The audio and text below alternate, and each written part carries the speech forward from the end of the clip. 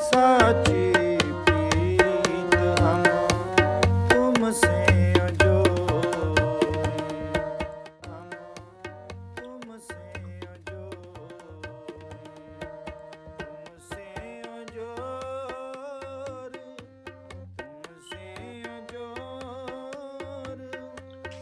वाहिगुरु जी का खालसा, वाहिगुरु जी की फतेह। आज हम भगत रविदास जी के जीवन के बारे में जो स्पेशल प्रोग्राम अमेरिका के सुबह के समय भी हमने ये प्रोग्राम जो है शुरू किया था। काफ़ी लंबा प्रोग्राम, 4 घंटे का तकरीबन हमने लंबा प्रोग्राम भगत रविदास जी के ਜਿਹੜੇ जीवन के बारे ਜਿਹੜਾ ਹੈਗਾ ਚਲਾਇਆ। ਤੇ ਇਸ ਵੇਲੇ ਵੀ ਅਸੀਂ ਇਹ ਪ੍ਰੋਗਰਾਮ ਜਿਹੜਾ ਹੈ ਪ੍ਰਭੂ ਪਰਮਾਤਮਾ ਉਹ ਅਕਾਲ ਪੁਰਖ ਦੀ ਕਿਰਪਾ ਦੇ ਨਾਲ ਸ਼ੁਰੂ ਕਰ ਰਹੇ ਹਾਂ। ਤੇ ਸਾਡੇ ਨਾਲ ਜਿਹੜੇ ਵੀਰ ਜੁੜੇ ਹੋਏ ਹਨ ਤੇ ਉਹ ਵੀ ਅਸੀਂ ਰਲ ਮਿਲ ਕੇ ਜਿਹੜਾ ਹੈ ਪ੍ਰੋਗਰਾਮ ਦੀ ਸਾਂਝ ਜਿਹੜੀ ਹੈਗੀ ਆ ਪਾਉਣੀ ਹੈਗੀ ਆਪਸ ਦੇ ਵਿੱਚ। ਤੇ ਜਿਹੜੇ ਹਿੰਦੀ ਦੇ ਵਿੱਚ ਸਰੋਤਾ ਜਨ ਹੈ ਉਹਨਾਂ ਨੂੰ ਵੀ ਅਸੀਂ ਹਿੰਦੀ ਦੇ ਵਿੱਚ ਤੇ ਪੰਜਾਬੀ ਵਾਲਿਆਂ ਨੂੰ ਪੰਜਾਬੀ ਦੇ ਵਿੱਚ ਸਮਝਾਉਣ ਦੀ ਕੋਸ਼ਿਸ਼ ਜਿਹੜੀ ਹੈਗੀ ਉਹ ਕਰਾਂਗੇ। क्योंकि भगत रविदास जी का जीवन जो है वो एक बहुत मिसाल वाला जीवन है। ऐसा जीवन जिसके बारे में जितना जानने की कोशिश करे आदमी उतना ही हैरान होता है कि इतना संघर्षमय जीवन उस समय जब हिंदुस्तान पर कर्मकांड, सनातनी मत के जो दुष्प्रभाव थे उनका जोर था। कर्मकांड का बहुत जोर था। लोग जो थे वो उन लोगों के पीछे लग के अपना जीवन जो था वो चला रहे थे, जो लोग धर्म के बारे में धर्म को एक खिलौना समझ के लोगों को अपने पीछे लगा के जो है वो अपना काम चला रहे थे। अपनी रोजी रोटी जो है वो इस तरीके से चला रहे थे। कर्म कांडों के बीच में लोगों को जो है वो उलझाया हुआ था लोगों को सनातनी समाज में। उसमें बहुत गिरावट आ गई थी, कहने का भाव ये है। और उस समय भगत रविदास जी का जन्म होता है। कुछ लोग संत रविदास जी भी कहते हैं, कुछ लोग गुरु रविदास जी भी कहते हैं। और गुरबानी में भगत रविदास जी साहिब श्री गुरु अर्जन देव जी ने जब इनकी वाणी को शामिल किया तो सत्कार के साथ भगत जो है शब्द भगत रविदास जी के साथ में जोड़ा। भगत रविदास जी की अपनी वाणी है, उसमें वो उन पंक्तियों में वो फरमान करते हैं, पंडित सूर छत्रपति राजा भगत बराबर और न कोई। जो समय का सबसे बुद्धिमान को जो पंडित होता है, जो सब कुछ जानता है, शिक्षा रखता है, उसके बारे में बात की जाए, भगत जी बताते हैं कोई शूरवीर जो बहुत ज्यादा बली हो, ताकतवर हो, उसके बारे में बात की जाए। कोई छत्रपति राजा जो अपने जोर से जो है वो सारे संसार पर कब्जा कर ले, चारों दिशाओं पर जिसका कब्जा हो जाए, उसकी बात कर ले। इन तीनों से ऊपर भगत की जो पदवी है, इन तीनों से ऊपर है। पंडित से भी ऊपर है, छत्रपति राजा से भी ऊपर है, एक शूरवीर योद्धा से भी ऊपर है। भगत की जो पदवी को भगत रविदास जी ने इस तरीके से जो है वो बयान किया। और ऐसा जो है, क्योंकि इसमें शंका बिल्कुल नहीं करना चाहिए, क्योंकि संत भगत जो है वो एक ही पदवी, बहुत ऊंची अवस्था के मालिक होते हैं।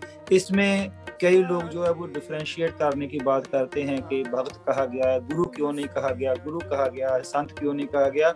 ये हमारे अपने मतांतर हैं, मगर जब हम इसका गहराई से अध्ययन करते हैं ना इस बात का, तो ये जो है वो एक ही बात है, भगत कह देना, गुरु कह देना, संत कह देना, जिसको जिस नाम से भी पुकारा जाए, क्योंकि हमने उनके बारे में जानने की कोशिश करनी है, हमने उनकी खुशी प्राप्त करनी है। सबसे ज्यादा जो जरूरी है, हमने खुशी प्राप्त करनी है उनकी बातें करके, उनके जीवन में बारे में जान करके, उनकी जो गुरबानी में जो शब्द है उसका विचार जान करके हमने ये कोशिश करनी है कि उनका जीवन कैसा। क्योंकि जो गुरु उपदेश साहिब श्री गुरु अर्जन देव जी महाराज जी ने साहिब श्री गुरु ग्रंथ साहिब में उनका शामिल किए, 40 के करीब शब्द जो है वो 17 रागों में दर्ज है।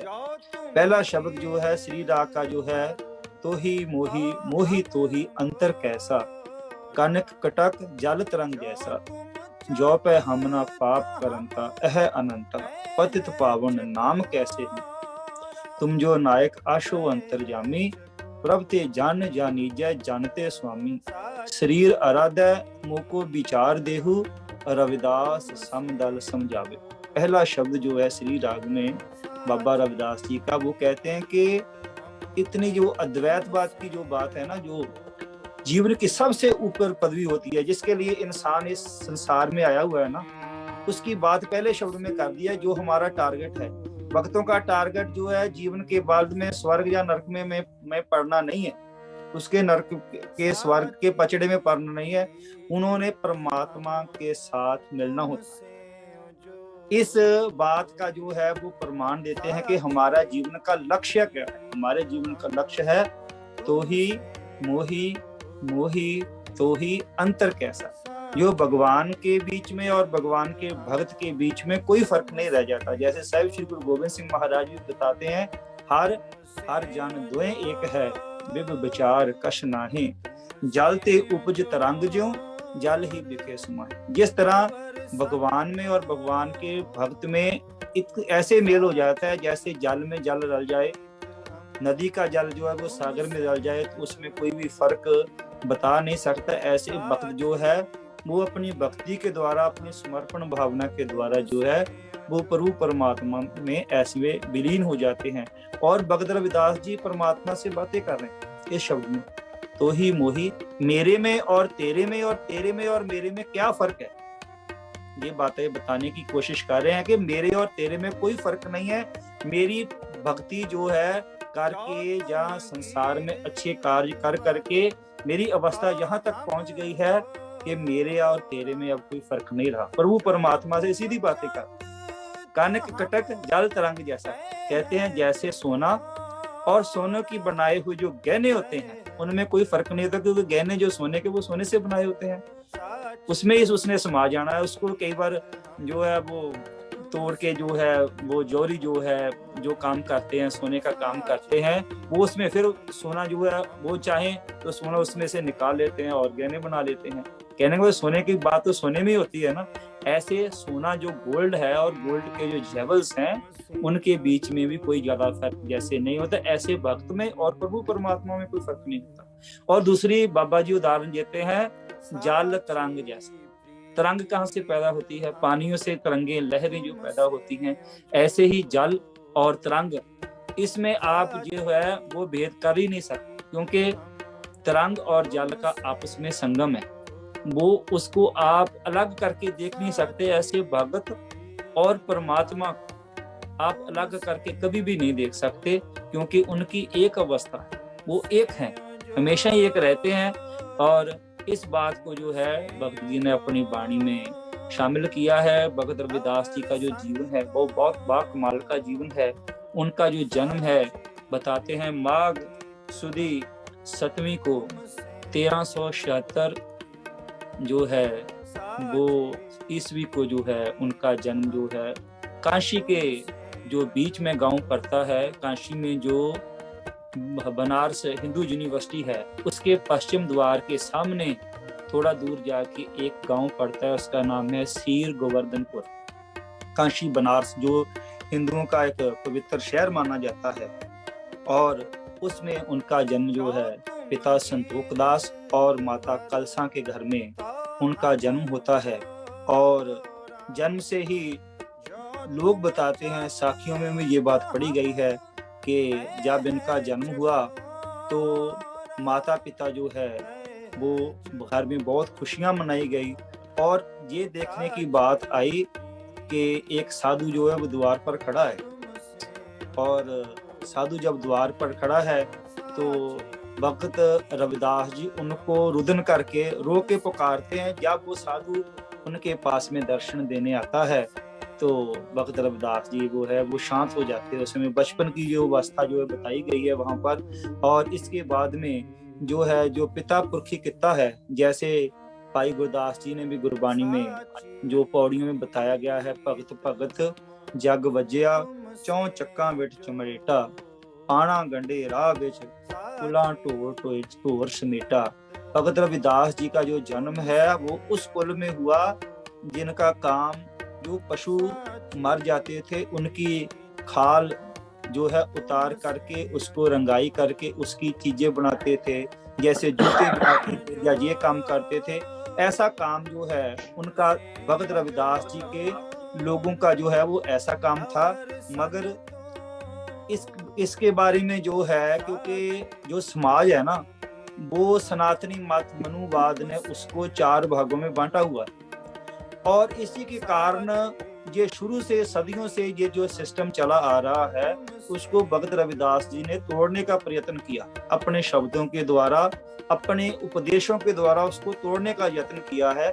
और इसके बारे में ये बात जो है बहुत मशहूर है कि उन्होंने प्रभु परमात्मा का नाम लेने का जो शूद्र वर्ण था उसको हक नहीं दिया था पंडित ने, क्योंकि वो ही अपने आप को मालिक समझता था उस समय, और वो कहता था जो क्षत्रिय है वो भी मेरे हिसाब से चले, जो वैश्य है वो भी मेरे हिसाब से चले, जो शूद्र है उसको तो बहुत ही दबा के रखता था, उसके साथ बहुत ज्यादा डिस्क्रिमिनेशन जो है वो किया जाता था, भेदभाव रखा जाता था। ऐसा उस समाज का जो है वो बरतारा था उस समय भी। आज भी जो कुछ हो रहा है, जो समय की हुकूमतें हैं वो भी लोगों को जोड़ना नहीं चाहती, लोगों को तोड़ के उनकी वोटें बटोरना चाहती। आज का भी जो समाज है वो भी एक ऐसा ही समाज जो है, क्योंकि जो सनातनी मत में जो दुष्प्रभाव है, जो गलत प्रभाव है उसके, क्योंकि अज्ञानता के कारण जो हो रहा है। यदि ज्ञान हो, ज्ञान में जो है वो कभी भी ज्ञान तोड़ता नहीं है इंसान को, वो मजहबों को, वो जाति वर्ण को तोड़ता है और तोड़ के उसको एक साथ में कर लेता है। जैसे साहिब श्री गुरु नानक देव जी का जो उपदेश है ना, खत्री ब्राह्मण सूद वैश्य उपदेश 4 वर्णा को साझा, जो गुरु का उपदेश है, परमात्मा का, अल्लाह का जो कलाम है वो किसी एक फिरके या एक संप्रदाय के लिए नहीं है, वो सभी के लिए है। ये नहीं कह सकते हैं कि एक आदमी कहे कि हमारा ही भगवान है, हम इसको पूछ सकते हैं। और भगत रविदास जी के समय तो ऐसी अवस्था थी, बताने के में जो है वो जुबान जो है वो कांप जाती है कि जो प्रभु परमात्मा का नाम लेना चाहता था ना, शूद्र वर्ण में यदि कोई ऐसा आदमी पैदा हो जाए जो परमात्मा का नाम लेना चाहे, जो अल्लाह ताला को याद करना चाहे, उसके कान में सिक्का ढाल के डाल दिया जाता था और उसे बहरा कर दिया जाता सारी उम्र के लिए कि ये परमात्मा का नाम ना सुन सके। उसका उपदेश अपने जीवन में जो है वो शामिल करके वो कभी ये बात चला ना सके, इस तरह का जो है समाज में इन लोगों के साथ दुर्व्यवहार किया जाता था। इस अवस्था में जो है भगत रविदास जी का जन्म होता है। मेरे साथ में जो है नकवी साहब जुड़े हुए हैं और मैं चाहता हूं कि आप भी अपने विचार जो है संत रविदास जी, भगत रविदास जी के परथाई अपने विचार रखने का जो है वो खेचला करे। वाहे गुरु जी का खालसा, वाहे गुरु जी की फतेह, सत श्री अकाल, अस्सलाम वालेकुम, नमो बुद्धाय। का खालसा, वाहिगुरु जी की फतेह। आपको अस्सलाम वालेकुम। वालेकुम सलाम। आज क्या मुद्दा रखा है पाजी? आज रखा है जो श्रोमणी संत बाबा रविदास जी हैं, उनका आज जन्मदिन है और उसके बारे में बात कर रहे हैं। जो कांशी बनारस में पैदा हुए थे, साहिब श्री गुरु ग्रंथ साहिब में उनकी बानी है, 40 शब्द है और उनका जो जन्म है वो जो इन पंडित समाज है, जो ब्राह्मणी समाज है, उसने जिसको शूद्र गर्दाना हुआ था, जिनको परमात्मा का नाम लेने का हक भी नहीं दिया था, उनके बारे में बात की जा रही है। और वो एक क्रांतिकारी भक्त हुए हैं, सूरमा हुए हैं, जिसने इस जो गलत समाज में जो रीति रिवाज फैले हुए थे, जो सनातनी मत के गलत रीति रिवाज फैले हुए थे, उनके खिलाफ जो है वो सारी उम्र आवाज उठाते रहे। उनके बारे में जो है वो बात कर रहे हैं। मैं 1-2 चौपाई देखा हूँ फेसबुक में, संत रविदास गुरु जी को मैं उनको श्रद्धांजलि पेश करता हूँ, उनको नमन करता हूँ, प्रणाम करता हूँ, जो हमारे ज्ञान है। और वो बहादुर थे, बहुत बहादुर थे। जो आदमी कलम से सच्चाई को लिखे उसी को बहादुर कहा जाता है। कोई जिस्मानी शारीरिक तौर पे मोटा तगड़ा को नहीं बहादुर कहा जाता। हम्म, तो संत रविदास जी बहुत बड़े सूर थे और उन्होंने बहुत सही लिखा। और जो आपने कहा कि जो है लोगों को बोलने की इजाजत नहीं थी, छूट नहीं थी, ये ब्राह्मणों की शक्ति का कोई हिस्ट्री नहीं है कि राजपूत शासन से पहले इनकी कोई हिस्ट्री नहीं है कि किसी को बोलने पे पाबंदी थी। ये तो राजपूत शासन जब समाप्त हुआ तो मुगलों ने 9 मंत्री चुना और वो 9 के 9 मंत्री पूरा ब्राह्मण थे।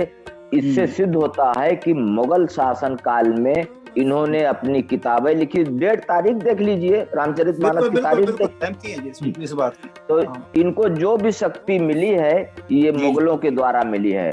और हम मुगलों को, हम मुसलमानों से उनको नहीं जोड़ना चाहिए, क्योंकि मुगल विदेशी थे और ये मुसलमान हैं, ये कन्वर्टेड हैं, भारत के यहीं से कन्वर्टेड हैं।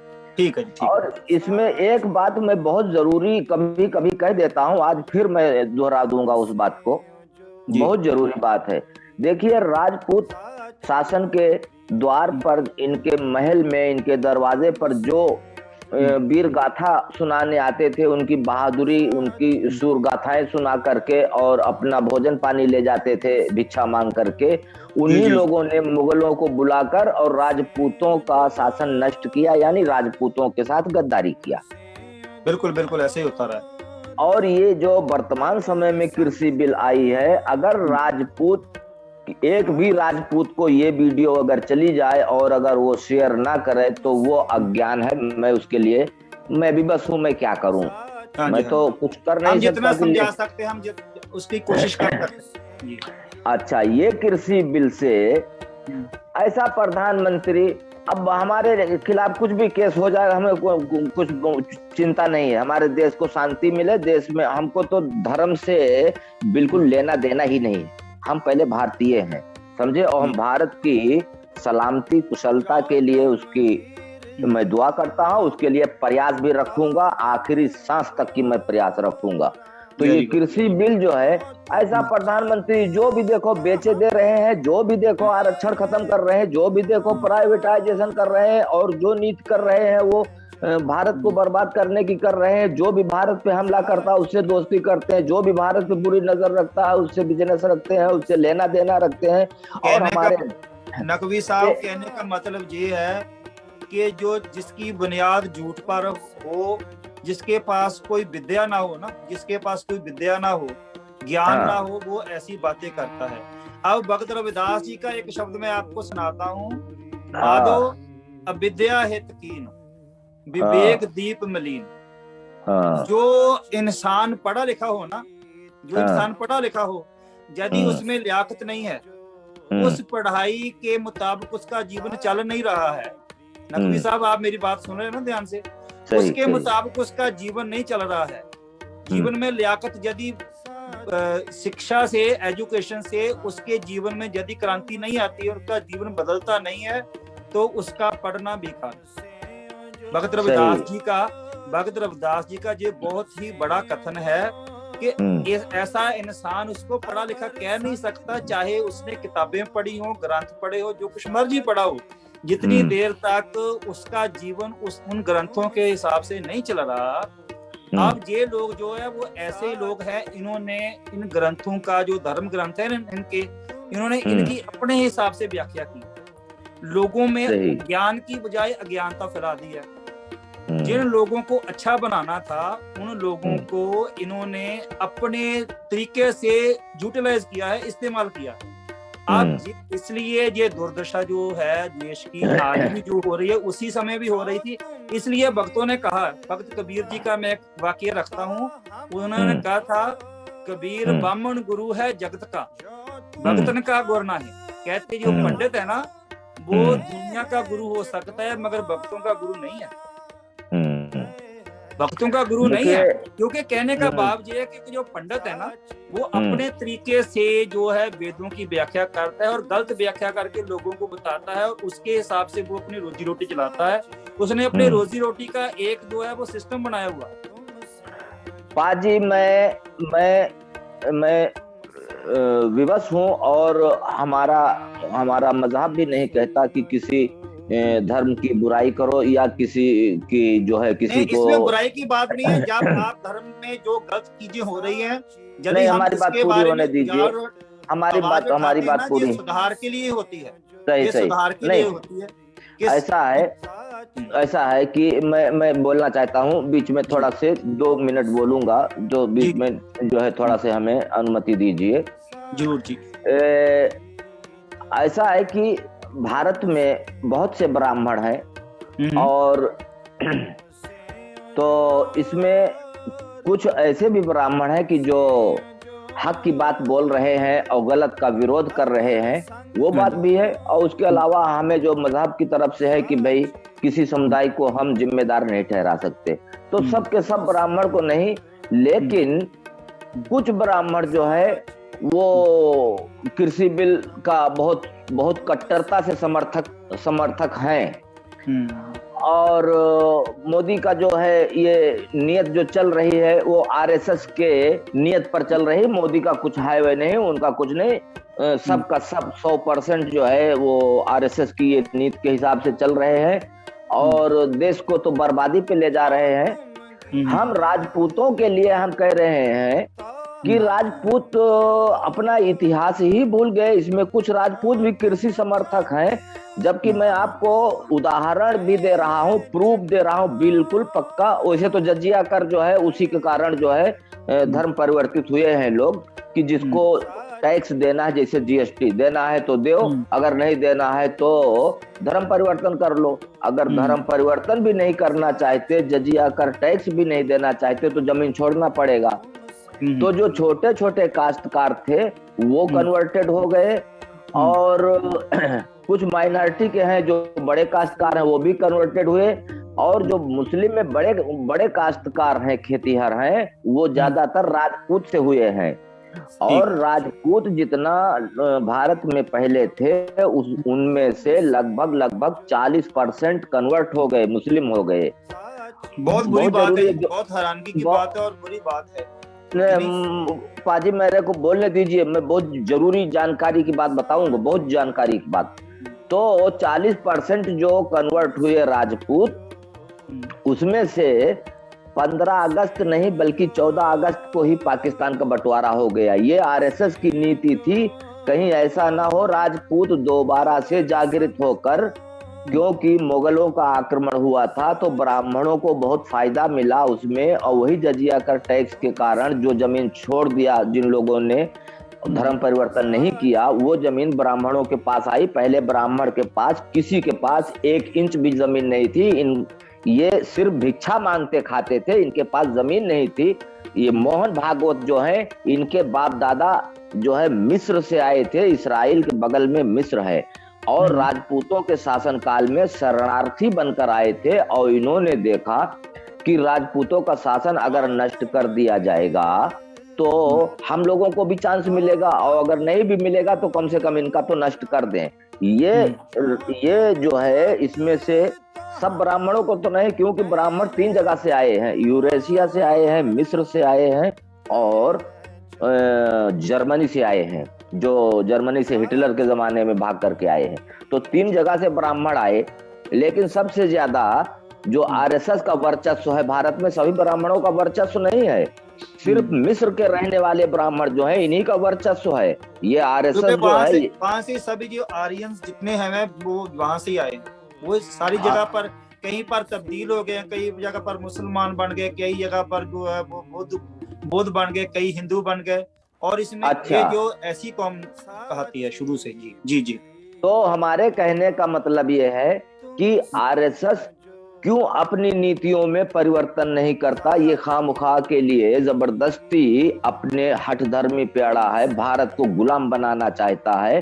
एक तो राजपूतों को गुमराह कर दिया, दूसरे सरदार वल्लभ भाई पटेल ने आरएसएस पर प्रतिबंध लगाया था, तो आरएसएस की नीति देखिए, सबसे ज्यादा गुलाम भारत में पटेल को किया, क्योंकि जब सरदार वल्लभ भाई पटेल ने प्रतिबंध लगाया, उसके बाद में 4-5 साल के बाद में 2-3 साल के बाद में सरदार वल्लभ भाई पटेल नहीं रहे, अब नहीं रहे, तो आरएसएस ने सबसे ज्यादा ध्यान केंद्रित किया है पटेलों पर। अब आज देखिए भारत में सबसे अधिक पटेल आरएसएस के गुलाम हैं। तो अगर हमारे कहने का मतलब है, अगर ये देश कुशल रहेगा, देश सलामती में रहेगा, तो देश सही रहेगा। अगर देश में कहीं नरसंहार हुआ, और मोदी जी भी जो प्रधानमंत्री हैं, ये भी देश के लिए सबको एक नजर नहीं देखते और विकास नहीं करने का सोच रहे हैं, प्राइवेटाइजेशन कर रहे हैं। अच्छा, निजीकरण क्या है? निजीकरण में देश की गरीबी डिबेट है ना मनदीप सिंह, डिबेट तो दूसरी तरफ चली गई हमारी। नहीं, मैं इनको कंट्रोल नहीं, मैं जान रहा हूँ, मैं समझ रहा हूँ पाजी, वो मेघराज साहब, मैं समझ रहा हूँ उसको। आप जल्दी इसको कंक्लूड करें, क्योंकि हमने बाबा रविदास जी के बारे में आज बात करनी है ज्यादा। अच्छा, तो मैं कंक्लूड कर रहा हूँ। वैसे मैंने श्रद्धांजलि पेश कर दी है बाबा रविदास जी के लिए, और उनकी जो है उनकी वीरता का भी मैंने बयान कर दिया है। मैं कंक्लूड कर रहा हूँ। तो ये जो है आरएसएस नीति नहीं बदल रहा है, और भारत विश्व का सबसे बड़ा देश है, बहुत बड़ा देश है, और भारत के लपेटे में अगर आएगा तो विश्व में विश्व युद्ध हो सकता है। ये आरएसएस क्यों नहीं अपनी नीति बदलता? देश में अशांति पैदा करता है और धर्म के नाम पे लोगों को गुमराह करते हैं। ये धर्म खुद नहीं मानते, ये विदेशी हैं, यहूदी हैं आरएसएस वाले। कोई बात नहीं, हम किसी को बुरा नहीं कह रहे। आज मेरा हो चुका। अपने विचार जो है थोड़ी देर के लिए इन पर विराम लगाएं। हम जो है थोड़ा सा फिर बाबा रविदास जी के बारे में, हम क्योंकि प्रोग्राम जो चल रहा है जिसका समय उसके बारे में बात करते हैं। ठीक है। क्योंकि इसके बीच में आ जाएगा। अब जो हिंदू परंपराएं थी, उनका जो सबसे ज्यादा कट्टर विरोध किया ना उस समय, वो बाबा रविदास जी ने किया। पूरा जीवन जो उनका देखे ना, आप नकवी साहब हमारी बात समझने की कोशिश करें। पूरा जो उनका जीवन था, वो जो ब्राह्मणवाद में जो गलत चीजें पैदा हो गई थी, उसके खिलाफ पे सारा जीवन गया है।